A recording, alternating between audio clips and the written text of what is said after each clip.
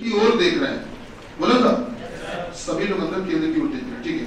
अब अच्छा, और भी वैरायटी के सवाल एक एक प्रश्न एग्जाम्पल कर लेते हैं, और भी तरह के सवाल जो हैं वो एक एक एग्जाम्पल लोग कर लेते हैं।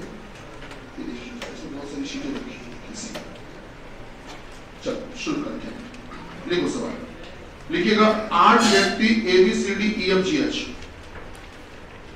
8 व्यक्ति ABCDEFGH एक गोल मेज के चारों तरफ केंद्र की ओर मुंह करके बैठे। 8 व्यक्ति ABCDEFGH एक गोल मेज के चारों तरफ, एक गोल मेज के चारों तरफ केंद्र की ओर मुंह करके बैठे। आपने लिखा है बेटा 8 व्यक्ति ABCDEFGH एक गोल मेज के चारों तरफ केंद्र की ओर मुंह करके बैठे। नई लाइन से लिखिएगा,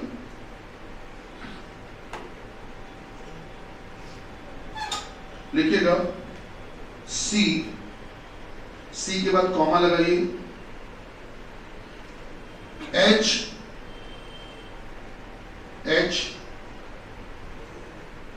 जो F के बाएं, जो F के लेफ्ट,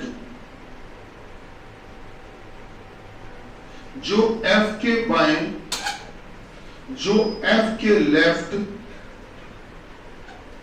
तीसरा है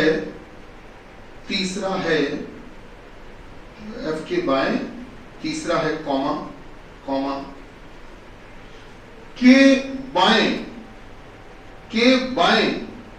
के लेफ्ट दूसरा है, के बाएं दूसरा है। ये जो भाषा मैंने बोली है बेटा ऐसी ही भाषा एज इट इज पेपर में मिलेगी आपको। पेपर में अब थोड़ा सा स्थितियां ऐसी आ रही, ठीक है, तो इसको पहचानना होगा। बहुत सरल भाषाएं अब नहीं आ रही, उलझी हुई भाषाएं आ रही। क्या लिखा आपने पहला पॉइंट बेटा, सी के बाद कॉमा लगाया, फिर लिखा H जो F के बाएं तीसरा है, कॉमा के बाएं दूसरा है, लिखा। अगला पॉइंट लिखिए सर, अगला पॉइंट लिखिएगा सर, लिखिएगा जी के बाद कॉमा लगाओ बेटा, कॉमा लिखिएगा जी। भैया लिखना शुरू करो जल्दी से, एक दो लाइन लिख रहे हो कि नहीं, एक लाइन छोड़ दो, नई लाइन से लिखो, लिखना शुरू करो जल्दी से बेटा, यहीं से लिखो, बाकी बात में नोट कर लीजिएगा ना। जी के बाद कॉमा लगाओ बेटा, कॉमा A तथा C का निकटतम पड़ोसी है। आप लिख रहे हैं जी A तथा C का निकटतम पड़ोसी है, जी A तथा C का निकटतम पड़ोसी है। बेटा अगला पॉइंट लिखो, अगला पॉइंट लिखो बेटा, अगला पॉइंट लिखिएगा, हाँ अगला पॉइंट लिखिएगा बेटा, हाँ लिखिएगा बेटा B का निकटतम पड़ोसी है। B for ball, B for ball, B D का निकटतम पड़ोसी है, B D का निकटतम पड़ोसी है। बेटा आपने लिखा है B is an immediate neighbor of D, B D का निकटतम पड़ोसी है। भैया लिख पाए? ठीक, बस इतनी सी बात। चलिए डायग्राम बनाइए जल्दी से, कोशिश करिए, डायग्राम बनाइए बेटा। दायां बायां जो होता है उसको क्या कहते हैं इंग्लिश में, वो सामने लिखा हुआ है, आपको पता भी है वैसे। राइट का मतलब दायां, लेफ्ट का मतलब बायां, और हमारी सलाह है कि अब राइट और लेफ्ट को बेटा RT LT ऐसे शॉर्ट फॉर्म में लिखा करो। आगे जब सरकारी नौकरी करोगे तो उसमें यही सिखाया जाएगा कि ऐसे राइट लेफ्ट लिखो। फोर्स की नौकरी करोगे जाके तब भी यही सिखाया जाएगा बेटा, ठीक है। तो ये कहानी है, टॉपिक शुरू हुआ है सिटिंग अरेंजमेंट, बिल्कुल स्टार्ट हुआ है, जिसमें कि हमने आपको कल एक सवाल करवाया था, आज दूसरा करवाया, सिटिंग अरेंजमेंट, और साथ ही साथ है पजल। सिटिंग अरेंजमेंट को बेटा हिंदी में कहते हैं बैठने की व्यवस्था,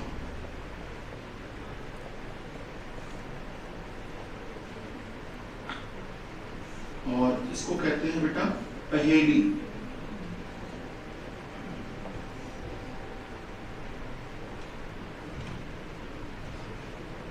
हो गया?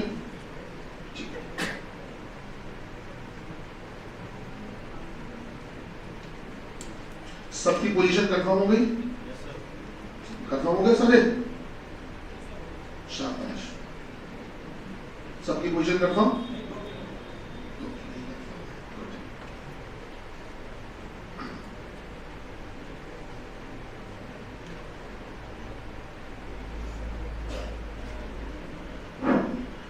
हो गया?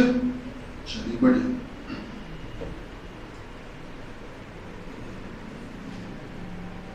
है ना?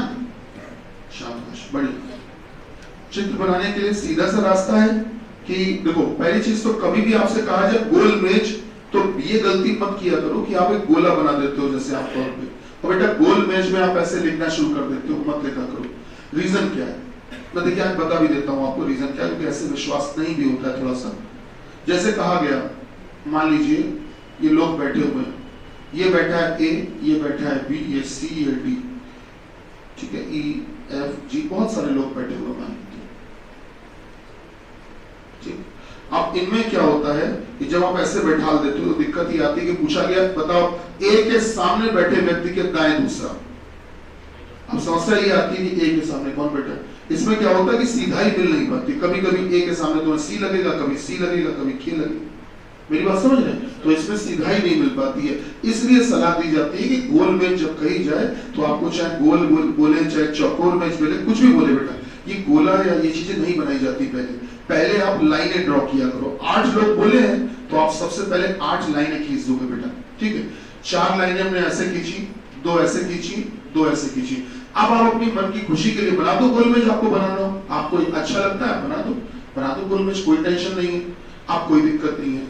देखो इससे कई फायदे रहते हैं, ठीक है, इससे कई फायदे रहते हैं। जब मैं प्रश्न बोलूंगा तो भी आपको इसका फायदा समझ में आएगा कि हाँ सर इससे एडवांटेज है, आपको खुद भी लगेगा। तो ये छोटी सी बात है, आपके लिए बड़ी काम की है, इसलिए मैं कह रहा हूँ, क्योंकि आगे चल के और भी स्टैंडर्ड सवाल करने को मिलेंगे, इसलिए। देखो बेटा शुरू करते हैं। ये जो बेटा बना रहे हैं, ये लोगों के चेहरे बना रहे हैं, फेस, कि हर एक व्यक्ति जो है वो अंदर की ओर देख रहा है और बैठेगा इस मेज के चारों तरफ। कभी भी बेटा ध्यान रखिएगा, जब गोल मेज के चारों तरफ लोग बैठे, कभी भी गोल मेज के चारों तरफ लोग बैठे और सभी लोग अंदर केंद्र की ओर देख रहे हो, ये केंद्र होता है बेटा जो बीच में सेंटर, सब अंदर केंद्र की ओर देख रहे हो, तो आप बैठाने की शुरुआत नीचे से किया करिए, आपका डायग्राम बहुत जल्दी बनेगा, चित्र बहुत जल्दी बनेगा, समय बचेगा। और अगर सभी लोग बेटा केंद्र से बाहर देख रहे हो, व्हेन फेसिंग आउटसाइड, तो हमेशा शुरुआत ऊपर से करना, टाइम बहुत बचेगा आपका। बाकी आप शुरुआत कहीं से भी कर सकते हो, उससे कोई दिक्कत नहीं है, लेकिन टाइम बचाना एक आवश्यक बात है। शुरू करते हैं पहले पॉइंट से। जी बताएं, पढ़िए, पहला पॉइंट क्या था, बोलो बेटे। सी, अच्छा ओके, इसमें कुछ कॉमा वगैरह भी हमने आपको लिखवाया था ना, तो सी के बाद बोला था कॉमा, हाँ बोलो। एच जो एफ के एफ के बाय तीसरा है, आगे बोलो बेटा, के बाय दूसरा है। आइए इस पॉइंट को समझते हैं बेटा, आइए इस पॉइंट को समझते हैं।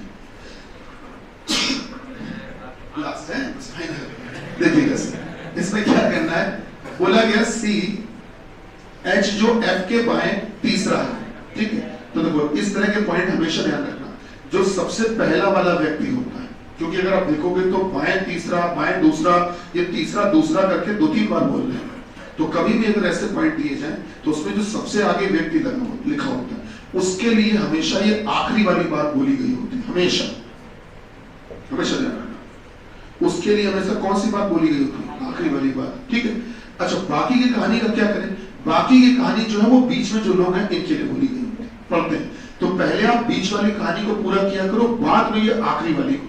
तो बोला क्या गया, एच जो एफ के बाएं तीसरा, हमेशा ध्यान रखना जो ये जो शब्द होता है, जो जिसे, जिसका, जिससे, या हु, हुम, हुस, इस जो शब्द के पास में जो व्यक्ति बैठा हो, इस शब्द के पास में, और पास में कभी भी शब्द के दाईं तरफ मत देखना, हमेशा शब्द के बाईं तरफ। तो बेटा जो शब्द के बाईं तरफ देखो, जो शब्द के लेफ्ट साइड में देखो, तो बेटा एक तो आपको एच दिख रहा है और एक आपको सी दिख रहा है। तो बताओ ये जो शब्द के ज्यादा पास में कौन दिख रहा है, एच। तो बेटा जो ज्यादा पास में है, ये बात उसी के रिस्पेक्ट में हो रही, उसी के सापेक्ष में। तो मतलब ये जो बोला गया है ना, वो पता है किसके लिए बोला गया है, एच के लिए। तो अब आपका पॉइंट क्या तैयार हुआ, आपने जो की जगह एच लिख दिया। अब इतने पॉइंट को पढ़ो जरा, इतने पॉइंट को पढ़ो बेटा। इतना पॉइंट क्या दिया, एच एफ के बाय तीसरा है। किसके बाय, एफ के बाय। तो अगर एफ के बाय तीसरा है तो पहले एफ तो बैठा ले, तो पहले एफ बैठा ले। हमने कहा था शुरुआत नीचे से, तो एफ आपने यहां बैठा। अब आप सब अपने आप को एफ की जगह एज्यूम कर लो, मान लो कि आप एफ हो बेटा। आप अंदर देख रहे हो तो आपका बायां हाथ, क्या आपका बायां हाथ इधर ही होगा बेटा, जो आपका बायां हाथ वही एफ का बायां हाथ। तो एफ के बाय तीसरा, 1 2 3, तीसरा कौन है, एच। हमने एच लिख दिया, ठीक। अब जरा पॉइंट को शुरू से पढ़ते हैं, गौर करना बेटा। ये बीच में जो इतनी कहानी है वो तो खत्म हो चुकी है, उसका यूज हो चुका। अब जरा पढ़ो, देखो कैसे पढ़ोगे। सी एच के बाय दूसरा है, सी एच के बाय दूसरा है। क्या बात समझ पा रहे हैं, सी एच के बाय दूसरा है। अब पॉइंट आपका ये है बेटा, सी एच के बाय दूसरा है, तो एच के बाय दूसरा है, एच के बाय दूसरा है, मतलब सी एच के साथ आखिरी वाले शब्द पढ़ लो जो लिखे हैं, सी एच के बाय दूसरा है, ठीक। तो एच के बाय दूसरा है। तो अब आप सभी अपने आप को एच की जगह बैठा लो और आप अंदर देखो। तो बताओ एच का बायां, तो जो आपका बायां वही एच का बायां होगा बेटा। आप अंदर देखो तो क्या आपका बायां हाथ दूसरा होगा बेटा। तो एच के बाय दूसरा, एच के लेफ्ट दूसरा। तो गिनती एच से ही शुरू नहीं की जाती, हमेशा व्यक्ति को छोड़कर। 1 2 यहां लिख दिया हमने सी। आगे पॉइंट पढ़े क्या था बेटा, जी किसका किसका, ए और सी का। शाबाश बेटा, बोला गया जी जो है ना वो ए और सी दोनों का पड़ोसी है। अच्छा, अगर ए और सी दोनों का पड़ोसी है तो क्या इसके अगल बगल ए और सी बैठे होंगे? जाहिर सी बात है कि अगर जी जो है वो ए और सी दोनों का पड़ोसी है, हम अगर ए और सी दोनों के पड़ोसी हैं तो मेरे एक तरफ ए होगा एक तरफ सी होगा, तभी तो दोनों के पड़ोसी कहलाएंगे। भाई जाहिर सी बात है कि हम दोनों लोगों के पड़ोसी कब कहलाएंगे, जब मेरे एक तरफ ए और एक तरफ सी हो, दोनों के पड़ोसी हो जाएंगे। क्या हमारी बात समझ रहे हैं? आप में से भी 3 लोग जो लगातार बैठे हो, आप गौर करना, जो बीच में व्यक्ति बैठा है वो अगल बगल दोनों का पड़ोसी होता है। वही बात यहाँ है। तो बोला गया जी ए तथा सी दोनों का पड़ोसी है, मतलब कि जो जी है ना वो ए और सी दोनों के बीच में बैठा है, मतलब ए और सी जो है वो जी के अगल बगल बैठे हैं। अब कहानी कुछ ऐसी बनाओ कि सी और ए के बीच में जी आ जाए, तो इधर से तो बन नहीं पाएगा मेरे ख्याल से, क्योंकि सी ए लिखा है, ए यहाँ लिख नहीं सकते हो, है ना, तो बेकार है। तो अगर इधर से सोचो तो सी ये बताओ क्या बीच में यहाँ जी लिख सकते हो क्या? इस समय जो जी भैया है क्या वो सी के भी पड़ोसी हैं और ए के भी पड़ोसी हैं? चलिए बहुत बढ़िया, आगे पॉइंट पढ़ो बेटा। एक्सीलेंट, आपने हमसे ये कहा कि बी डी का निकटतम पड़ोसी है, B is an immediate neighbour of D. अच्छा, अगर बी डी का निकटतम पड़ोसी है, अगर बी डी का निकटतम पड़ोसी है तो क्या बी और डी अगल बगल बैठे? अब बच्चा सोचो, ढूंढो, क्या इस पूरे चित्र में अगल बगल की 2 कुर्सियां खाली कहीं दिख रही हैं? सिर्फ दिख तो रही है। ये 2 कुर्सियां अगल बगल की खाली हैं, इनमें बी और डी को बैठना ही पड़ेगा। तो अब बी डी बैठ सकते हैं, बिल्कुल अगल बगल पड़ोस में एक दूसरे के बैठ जाएंगे, लेकिन ये नहीं पता चल पा रहा है कि हम बी कहां लिखे और डी कहां लिखे, ये पता नहीं चल पा रहा है। तो भैया हो सकता है कि बी यहां बैठेगा अगर, तो फिर डी को यहां बैठाना पड़ेगा, और अगर डी यहां बैठेगा तो डी यहां। क्या इस बात को आप समझ पा रहे हैं कि अगर इसका न्यूमरेटर तो इसका न्यूमरेटर, इसका डिनोमिनेटर तो इसका डिनोमिनेटर, मतलब इसका अंश लोगे तो इसका अंश ले लेना, इसका हर लोगे तो इसका हर ले लेना, मतलब कि अगर यहाँ b तो यहाँ d बैठा दोगे, और अगर यहाँ d बैठेगा तो यहाँ b बैठ जाएगा। कोई बात नहीं, b और d फाइनल हो चुके हैं, तो एक अक्षर बच गया जो आपने नहीं लिखा है, बोलो e। तो क्या e को लिखने के लिए यही एक जगह बचती है? अच्छा, जब पेपर में ये प्रश्न आते हैं तो इनमें क्या होता है कि कुछ जानकारी कम होती है, जैसा इसमें भी कम है, 2 लोगों की जगह पोजीशन पता नहीं चल पा रही, सेटल नहीं हो पा रही। तो हमारे मन में एक बात आती है कि हम चित्र बना ही नहीं पा रहे तो भला क्वेश्चन कैसे करें? तो हम लगता हम ही में कुछ कमी है, मतलब हम ध्यान नहीं दे पा रहे हैं, चित्र बना नहीं पा रहे हैं, हमारे मन में डाउट आता है, और ऐसे प्रश्नों को हम छोड़ना शुरू कर देते हैं कि चित्र ही नहीं बन पाया फाइनल, जबकि ऐसा नहीं है। एग्जामिनर बखूबी जानता है कि वो चित्र पूरा कंफर्म नहीं बन पाएगा, 2 लोगों की स्थिति कंफर्म नहीं हो पाएगी, वो जानता है, उसने जानबूझ के पॉइंट कम दिए, ऐसा ही होता है। तो अब जब पॉइंट कम दिए तो क्या करें? तो वो क्या करेगा, कंडीशनल क्वेश्चन देगा। आइए देखिएगा, सुनिएगा, सामने देखिए, शुरू करें, सामने देखिए बेटा, प्लीज थोड़ी देर नोट ना करना, सुनो और सामने देख के प्रयास करना। यदि ए के बाएं, यदि ए के लेफ्ट दूसरा, यदि ए के बाएं ए के लेफ्ट दूसरा, डी नहीं है, डी। समझ पा रहे हैं? ए के बाएं दूसरा, ए के लेफ्ट दूसरा, डी नहीं है। इन्होंने बोल दिया थोड़ी देर के लिए, यदि ए के लेफ्ट दूसरा, डी नहीं है, तो बताइए कि बी के राइट, बी फॉर बॉल, तो बताइए कि बी के दाहिने पांचवें व्यक्ति, बी के दाएं पांचवें व्यक्ति, बी के राइट पांचवें व्यक्ति के लेफ्ट, के बाएं तीसरा कौन? हाँ भाई, ए। अच्छा, इसमें ऑप्शन इन्होंने तय नहीं कर सकते दिया है। अगर तुम्हें लगता है कि तय नहीं कर सकते तो बोल दो, तय कर सकते हो क्या? सब बिल्कुल कर सकते हैं। समझना, ये कंडीशनल सवाल है। क्या बोला मैंने? मैं दोबारा से रिपीट करता हूं, यदि ए के लेफ्ट दूसरा डी नहीं है, तो अब आप सोचो बेटा, ए तो ये बैठा है, तो ए के बाएं दूसरा डी नहीं है। अगर नहीं मान लो, तो बेटा आप ए की जगह बैठे हो, ए के बाएं देखो जरा, तो ए का बायां इधर ही होगा, तो ए के बाएं दूसरा डी नहीं है। सर 1 2 यहाँ डी बना कर दिया, तो अगर यहाँ डी नहीं होगा तो फिर थोड़ी देर के लिए यहाँ कौन आ जाएगा? और अगर यहाँ बी फाइनल, तो यहाँ कौन फाइनल? डी। तो क्या डी यहाँ फाइनल हो गया? तो मैं सवाल को दोहराता हूँ। तो सवाल ये था कि अब बताइए कि अब बी के राइट पांचवें, शायद ऐसे कुछ बोला था, बी के राइट पांचवें, आपको याद है यहाँ डी और यहाँ बी हुए थे, तो बी के दाएं पांचवें, तो क्या ये वाला बी फाइनल हो गया था थोड़ी देर के लिए? तो बी के दाएं पांचवें, आप बी की जगह बैठो और ये आपका चेहरा आप अंदर देख रहे हो, तो जो आपका दायां हाथ वही बी का दायां हाथ, तो बी के दाएं पांचवें, तो भैया बी के दाएं पांचवें, 1 2 3 4 पांचवें व्यक्ति के लेफ्ट तीसरा। तो बेटा अब इस व्यक्ति के बाएं तीसरा चाहिए, तो आप सब इस व्यक्ति की जगह बैठ गए और आप नीचे देख रहे हो, तो इस व्यक्ति का बायां हाथ इधर ही तो होगा, बाएं तीसरा। सर 1 2 3 कौन आएगा? ए। जल्दी से अगली बात का जवाब दीजिए। बताइए, यदि बी के राइट, बी फॉर बॉल, यदि बी के दाहिने, डी के राइट छठा, यदि बी के दाएं छठा, यदि बी के दाहिने, बी फॉर बॉल, बी के दाहिने छठा, ई नहीं है, ई नहीं है, सोचो कुछ जुआ।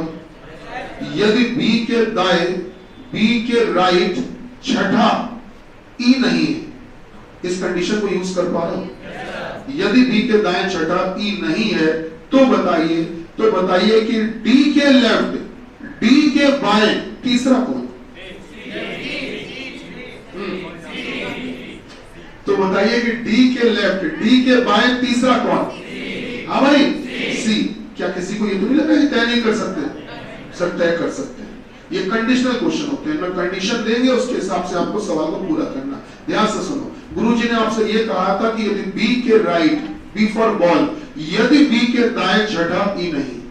चलो पहले इस बी को ट्राई कर लेते हैं थोड़ी देर के लिए। तो अगर इस बी को ट्राई करोगे तो बताओ इस बी के दाएं छठे नंबर पर 1 2 3 4 5 6 छठे नंबर पर तो ई हो गया है, इसका मतलब ये बी गलत है। भाई मना किया था ना, याद है? तो अगर बेटा फिर इस बी के दाएं छठा अगर ई हो गया, मतलब ये बी होगा ही नहीं, ये गलत है। और अगर ये बी गलत है तो फिर यहाँ पर कौन आएगा? बी। और अगर यहाँ डी फाइनल, तो बताओ फिर बी कहाँ आएगा? और अगर यहाँ बी आ गया तो गुरुजी ने आपसे पूछा क्या था, ये बताओ। तो बताइए कि बी के बाएं, बी के लेफ्ट तीसरा कौन? तो बताओ बी के लेफ्ट तीसरा कौन है? इस बी के बाएं तीसरा कौन है? लेफ्ट ही तो पूछा है शायद, डी का। ओके, तो डी का, तो बेटा डी के लेफ्ट तीसरा, तो डी ये है, डी के लेफ्ट तीसरा कौन होगा बेटा? सी। नहीं समझ में आया?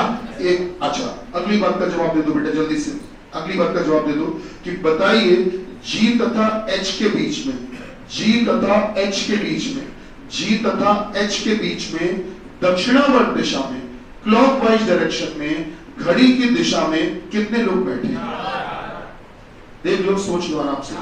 जी तथा एच के बीच में क्लॉकवाइज डायरेक्शन में दक्षिणावर्त दिशा में कितने लोग बैठे हैं? जी तथा एच के बीच में, जी तथा एच के बीच में बेटा, बीच में दक्षिणावर्त मतलब क्लॉकवाइज डायरेक्शन, दक्षिणावर्त दिशा, या कह सकते हो इसी को इंग्लिश में बेटा क्लॉकवाइज डायरेक्शन। ठीक है, क्लॉकवाइज डायरेक्शन, या इसी को कह सकते हो घड़ी की दिशा। ठीक है, वो एक ही बात है। हाँ बताओ भाई, कितने लोग बैठे? कितने बेटा? कहा है? इधर से देखो 2 दिख रहे हैं, कितने हैं? 4 ही है। आइए देखते हैं कैसे। बेटा पहले नाम किसका लिया है? बाद में किसका लिया है? तो जिसका नाम पहले लिया है उससे शुरू किया करो और बाद वाले तक जाया करो। तो जी से शुरू करो और एच तक जाओ, जी से शुरू करो और एच तक जाओ। तो बेटा जी से शुरू करके अगर तुम चलते चलते चलते चलते चलते एच तक जाओगे तो एक रास्ता तो ये है, और फिर जी से ही शुरू करके अगर एच तक जाना हो तो एक रास्ता ये भी तो है। अब आप ये सोचो कि गुरुजी ने आपसे दक्षिणावर्त दिशा मांगी थी कि वामावर्त? दक्षिणावर्त मतलब क्लॉकवाइज डायरेक्शन। तो आप सभी बेहतर जानते हो बेटा कि जो हमारे पास में ये घड़ी होती है, हमारे पास में ये घड़ी होती है बेटा, उसमें आप सभी जानते हो कि सुइयां ऐसे ही तो चल रही होती है बेटा। This is the clockwise rotation, इसको दक्षिणावर्त दिशा में घूमना कहते हैं बेटा। तो आप समझ रहे हो कि ये ऊपर वाला हो गया, ये वामावर्त हो गया बेटा। इसका मतलब क्या दक्षिणावर्त नीचे वाला यही तो होगा बेटा। This is clockwise. तो आप देखो कितने लोग बैठे हैं, जल्दी बोलो। 4, सही बात है। अब सब आंसर बिल्कुल सही है, कहीं से कोई दिक्कत नहीं है। हमने बस छोटा सा आपके साथ में एक बेईमानी की, एच आगे कर दिया और अब जी पीछे कर दिया।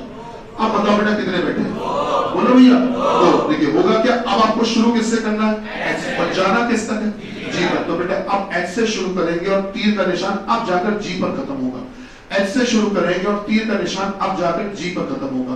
अब जरा ध्यान दीजिए, क्लॉकवाइज दक्षिणावर्त। तो आप देख रहे हो कि जब एच से चल रहे हो तो एक ये वाला तो हो गया वामावर्त, और ये वाला कैसा हुआ? अच्छा, तो बताओ कितने बैठे? 2। नहीं समझ में आया? आया? एक आखिरी बात का जवाब और दो जल्दी से, इसमें एक आखिरी बात का और जवाब दे दीजिए बेटा। यदि एच का जो संबंध, यदि एच का जो संबंध एफ से है, एफ और फिश, जरा सोचो कि एच का संबंध एफ से कैसे है। एच के दाएं चलने पर, एच के राइट चलने पर तीसरा। चलिए इस बात को मैंने मन में सोचा कि यदि एच का जो संबंध एफ से है, एफ से है, ठीक वैसा ही संबंध बी का, बी फॉर बॉल, ठीक वैसा ही संबंध बी का, बी फॉर बॉल, ठीक वैसा ही संबंध बी का जी से भी है। मानना पड़ेगा। इन्होंने यदि लगा दिया था, बोल दिया था कि यदि एच का जो संबंध एफ से है, ठीक वैसा ही संबंध बी का, बी फॉर बॉल का जी से भी है। अब आप तय कर चुके हो कि बी कौन सा वाला आपको अच्छा लग रहा है, आप तय कर चुके हो। कर पाए भैया कि सर एच के दाएं तीसरा एफ, तो बी के भी दाएं तीसरा ही जी होना चाहिए। तो आप मन में तय कर लिया कि कौन सा बी फाइनल। तो इसी आधार पर बताइए, इसी आधार पर बताइए कि अब डी से किसका संबंध? डी। हाँ भैया, सारी रात रामायण हुई। हाँ भाई, सी। शाबाश, सी का बिल्कुल सही। आइए देखते हैं। देखो वैकेंसी के लिए भी यही होता है, भीड़ में से कुछ को चुनना होता है उनको, तो उसी प्रकार से वो कुछ ही आप बनो बेटे, है ना। ये आंसर जो आप जिसे दे रहे थे, आपने जल्दी से भी बोला आंसर, वो आंसर ज्यादातर 90% लोग वही देते हैं, है ना। जिन्होंने वो नहीं दिया आप वो बनो बेटा। दो कैसे? मेरा सवाल क्या था, मैं रिपीट करता हूं। सवाल ये था बेटा, यदि एच का जो संबंध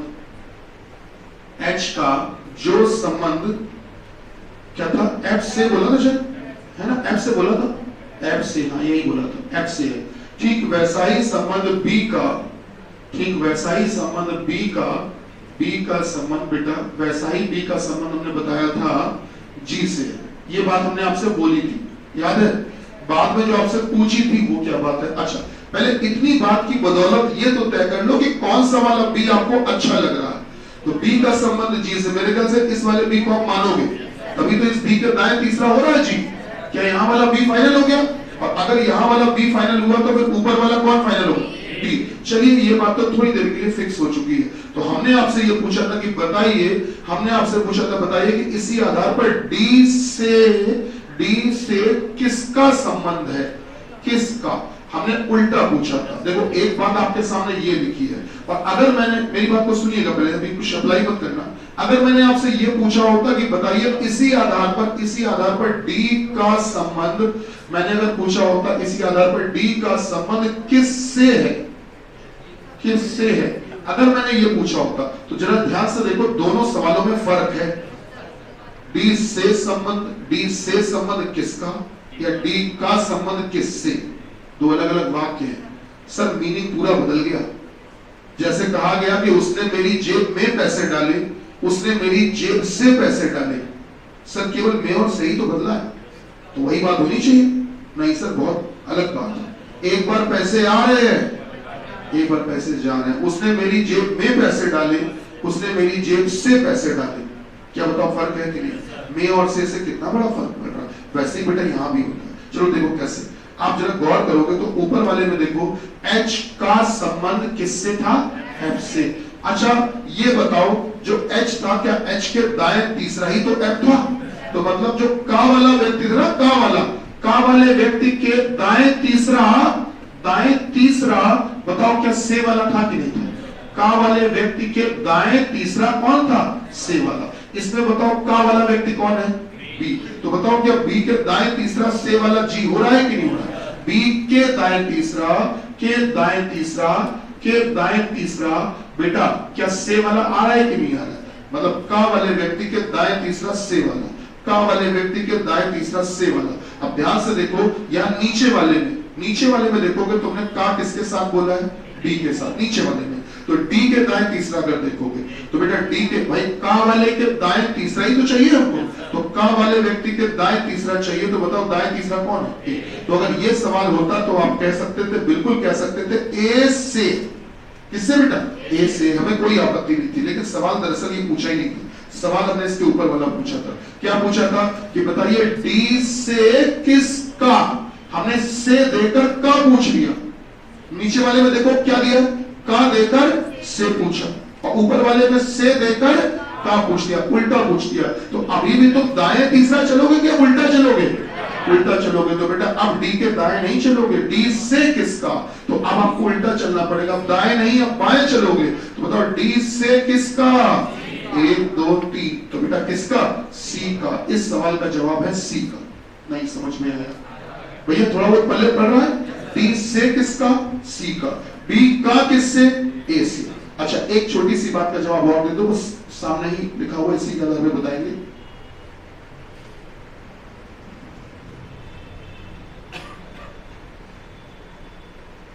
ठीक है, अगर ए से शुरू करते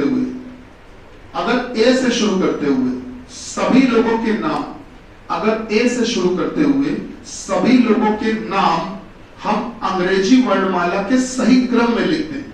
जो इंग्लिश अल्फाबेटिकल ऑर्डर होता है अगर हम उसी में लिखते हैं, लेकिन लिखना है हमको दक्षिणावर्त दिशा में चलते हुए, क्लॉकवाइज डायरेक्शन में चलते हुए लिखना। ए से शुरू करते हुए अगर हम सभी लोगों के नाम दक्षिणावर्त दिशा में घड़ी के अनुसार अंग्रेजी वर्णमाला के सही क्रम में लिखते हैं। मेरे ख्याल से इस बात को हम शायद समझ पा रहे होंगे। ए से शुरू करते हुए क्या अंग्रेजी वर्णमाला सभी को आती है बेटा? ए से शुरू करेंगे तो सबसे पहला अक्षर ए। अब अंग्रेजी वर्णमाला के क्रम में चलोगे तो ए से बड़ा अक्षर बताओ कौन है? ए से बड़ा बी, बी से बड़ा बोलो सी। ठीक है ना? ए बी सी डी हम सभी को याद है। अगर सभी के नाम अंग्रेजी वर्णमाला के सही क्रम में लिख दिए जाएं, ठीक है, according to the English alphabetical series as per the clockwise direction, अगर दक्षिणावर्त दिशा में सभी लोगों के नाम ए से शुरू करके अंग्रेजी वर्णमाला के सही क्रम में लिख दिए जाएं, तो अब कितने नाम अपनी पुरानी वाली जगह से कितने नाम अपनी पुरानी वाली जगह से अपरिवर्तित नहीं हुए? बोलो भैया। हाँ भाई, कितने? नहीं, आंसर एक देना है। हाँ बोलो भाई। आंसर है 6। आंसर क्या है? 6। चौक गए, टाइड है तो वाइट है। आओ देखते हैं कैसे। देखिए आपको बताएं, जो रटी रटाई परंपरागत चीजें हैं वो सबको आती हैं, सब पढ़ लेते हैं, हर किताब में दी जाती है, और अच्छे अच्छे अध्यापक है हमारे मित्र जो पढ़ाते हैं, ऐसी बात नहीं। लेकिन कहीं ना कहीं हम चाहते हैं आप थोड़ा भीड़ से अलग दिखें, तो उसके लिए ऐसे शब्दों से परिचित हो जो पेपर में अब आ रहे हैं। मैं अपने सवाल को दोहराता हूँ। बेटा हमने आपसे कहा, मैंने क्या कहा मैं लिख देता हूँ, तो कितने नाम अपनी जगह से, बेटा गौर करना, कितने नाम अपनी जगह से अपरिवर्तित, कितने नाम अपनी जगह से अपरिवर्तित नहीं हुए, मतलब अनचेंज्ड नहीं हुए। अब ध्यान से सुनना बेटा, देखिए आपने जो 2 आंसर दे दिया था वो इस सवाल का नहीं दिया था, वो सवाल की भाषा ही कुछ और होती है। मैं बताता हूं उसकी भाषा क्या होती है। उसकी भाषा ये होती है कि तो कितने नाम, उस सवाल की भाषा ये होती है, कितने नाम अपनी जगह से अपरिवर्तित रहे। बेटा अगर ये पूछते ना आपसे तो आपका आंसर जो 2 था वो हमें बिल्कुल एक्सेप्ट था, बिल्कुल हमें स्वीकार था, बिल्कुल सही था। अगर आप 2 बोलते तो हमें कोई दिक्कत नहीं थी। देखो एक तो ए वही आ रहा है और कौन वही आ रहा है, डी। देखो ए मैच कर रहा है और डी मैच कर रहा है। बाकी देखो सारे नाम बदल गए, पहले कोई और अब कोई और, पहले कोई और अब कोई और, सब बदल गए, केवल 2 नाम वहीं पर आ रहे हैं। अगर ये प्रश्न पूछते तो आपका जवाब होता 2। अब हमने क्या पूछा, कितने नाम अपनी जगह से अपरिवर्तित नहीं हुए। सर इसका आंसर है बेटा कितने नाम है जो अपरिवर्तित नहीं हुए। मैं इस भाषा को समझा दूंगा बेटा। देखो 1 2 3 4 5 6, इसका आंसर 6। अब मैं समझाता हूं दोनों में फर्क क्या है। चलिए एक बात का जवाब दीजिए पूरी क्लास। कल आप लोगों में से, बेटा सुनो, कल आप लोगों में से क्लास में कौन अनुपस्थित था? ऐसे हाथ उठा दो, 2-4 लोग ऐसे, कोई उठा दो, कोई दिक्कत। इन्होंने हाथ उठाया क्योंकि ये अनुपस्थित थे। अब मैं दूसरी बात बोलना चाहता हूं, कल आप लोगों में से क्लास में कल कौन अनुपस्थित नहीं था? अनुपस्थित नहीं था,